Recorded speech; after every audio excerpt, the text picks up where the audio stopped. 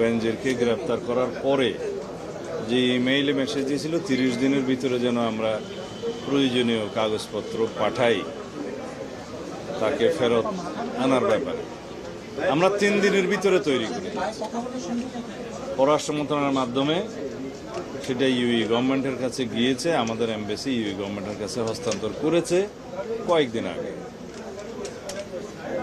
এটা হচ্ছে সর্বশেষ অবস্থা। ইউই গভর্নমেন্টের তরফ থেকে আমাদেরকে এখনো কিছু জানানো হয়নি, আশা করি খুব শীঘ্রই জানানো হবে। শহীদ উসমান হাদির হত্যাকারীদের মধ্যে 3 জন ভারত সরকার গ্রেফতার করেছে, সম্ভবত কলকাতায় আছে তারা। আদালতে মামলা দায়ের করা হয়েছে তাদের আইন অনুসারে।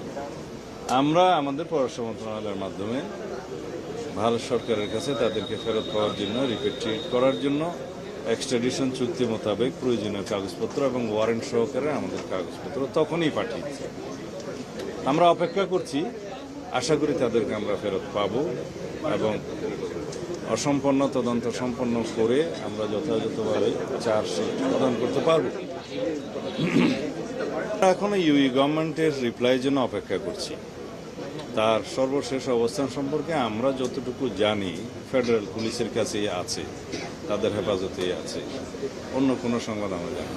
আমরা পুশিন ঠেকানোর জন্য সতর্ক আছি। আমাদের বিজিবি খুব প্রশংসনীয় কাজ করছে প্রত্যেকটা বর্ডারে, যেখানে যেখানে পুশিনের চেষ্টা হচ্ছে সেখানে তারা বাধা দিচ্ছে এবং আমরা ডিপ্লোম্যাটিক্যালি তাদেরকে আহ্বান জানিয়েছি, যদি সেরকম কোনো বাংলাদেশি নাগরিক সে দেশে অবস্থান করে থাকে তাহলে পররাষ্ট্র মন্ত্রণালয়ের মাধ্যমে তাদের তালিকা যেন প্রদান করে।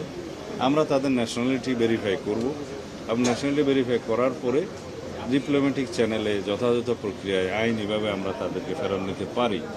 সেরকম কিছু ইন্ডিয়ান ন্যাশনালও আমাদের এখানে পুশিন হয়ে এসছে, আদালতের মাধ্যমে তাদেরকে যথাযথ জিম্মায় দেওয়া হয়েছে, এরকম আছে। তো এটা বর্ডার ইস্যুটা দুই দেশের মধ্যে সবসময় একই রকম অবস্থায় থাকে তেমন নয়।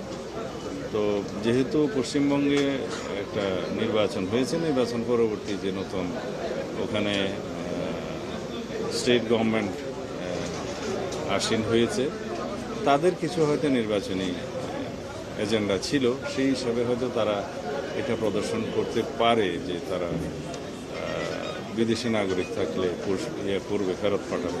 বাট এই প্রক্রিয়াটা যথাযথ নয়, যে কাউকে ধরে বর্ডারে পুশিং করিয়ে দেওয়া, এটা যথাযথ প্রক্রিয়া নয়। যদি সেরকম কোনো নাগরিক আমাদের থাকে সে দেশে, তাদের তালিকা করে পররাষ্ট্র মন্ত্রণালয়ের মাধ্যমে পাঠাতে পারে। আমাদের ডিউ প্রসেস হচ্ছে আমরা তাদের ন্যাশনালিটি ভেরিফিকেশন করব। যদি সেরকম হয় আমরা আইনি প্রক্রিয়ার মাধ্যমে তাদেরকে ফেরত আনতে পারি। আদারওয়াইজ ন্যাশনালিটি ভেরিফিকেশন না হলে তো একটা বিভ্রান্তি থেকে যাবে, ধোঁয়াশা থেকে যাবে।